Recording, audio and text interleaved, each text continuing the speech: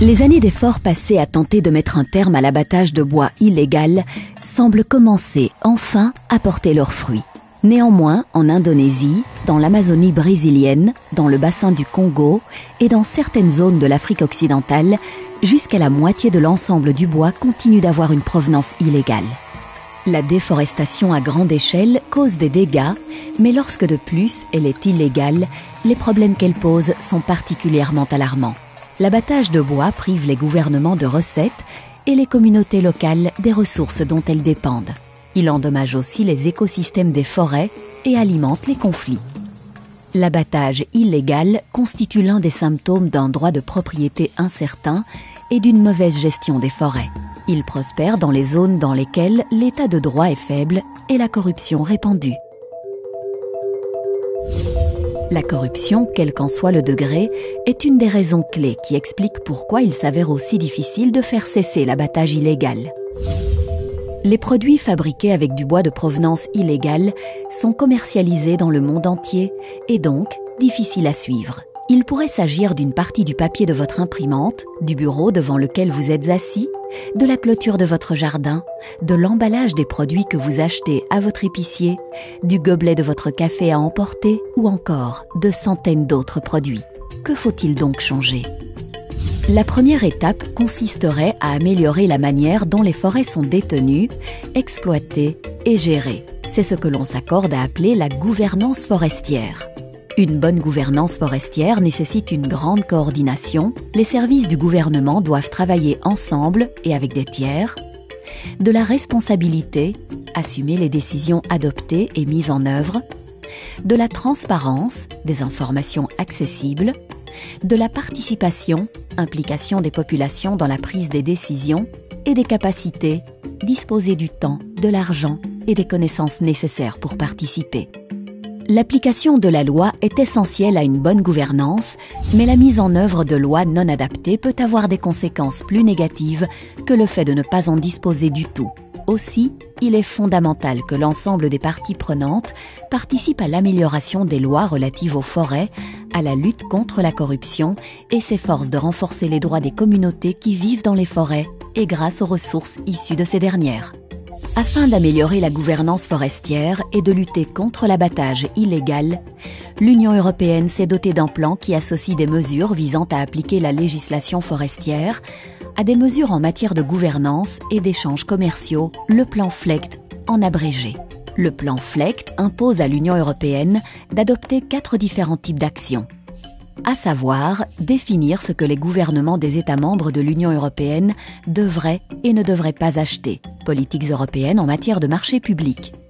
S'attaquer aux financeurs, situés dans l'Union européenne, de l'abattage de bois illégal, procédure de surveillance financière ou Financial Due Diligence, adoption et l'application d'un nouveau règlement européen visant à garantir la légalité du bois utilisé au sein de l'Union européenne, le règlement bois de l'Union européenne, EUTR, et ce qui est encore plus important, le plan FLEGT lutte contre la mauvaise gouvernance forestière au moyen de la conclusion d'accords de partenariat volontaires avec les pays producteurs de bois. Les accords de partenariat volontaire, APV, constituent des accords commerciaux juridiquement contraignants, conclus à titre individuel entre les pays producteurs de bois et l'Union européenne. Ils présentent la caractéristique d'illustrer un consensus entre un gouvernement, le secteur privé du pays signataire et les ONG locales. Dans la plupart des pays, il s'agit là de la première fois où les ONG locales, et parfois les communautés locales, ont participé directement à la négociation des politiques. Il convient de signaler que les ONG et les communautés locales ont été en mesure de désigner leurs propres représentants dans le cadre de l'ensemble des APV signés à ce jour. Grâce à l'intervention des représentants ainsi choisis, les décisions ont plus de chances d'être appliquées sur le long terme. Cela signifie également que les lois adoptées auront plus de chances d'être équitables ou encore de légitimer et de reconnaître les droits des communautés forestières. La signature d'un APV signifie un avantage concurrentiel en ce qu'il accorde aux pays contractants un meilleur accès aux acheteurs de l'Union européenne.